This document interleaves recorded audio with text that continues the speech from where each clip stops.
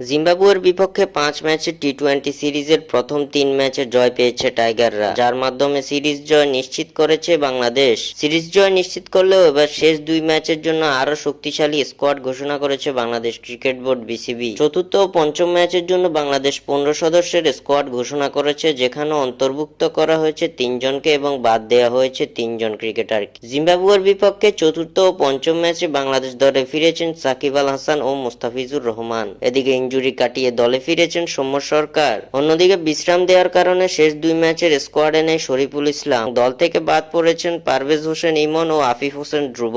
এক নজরে চতুর্থ ও পঞ্চম টি-20 বাংলাদেশের স্কোয়াড: নাজমুল হোসেন শান্ত, লিটন কুমার দাস, তানজিদ হাসান তামিম, সাকিব আল হাসান, তাওহিদ হৃদয়, মাহমুদুল্লাহ রিয়াদ, জাকের আলী অনিক, শেখ মেহেদী হাসান, রিশাদ হোসেন, তাসকিন আহমেদ, মুস্তাফিজুর রহমান, তানজিম হাসান সাকিব, সৌম্য সরকার, তানভীর ইসলাম ও মোহাম্মদ সাইফুদ্দিন।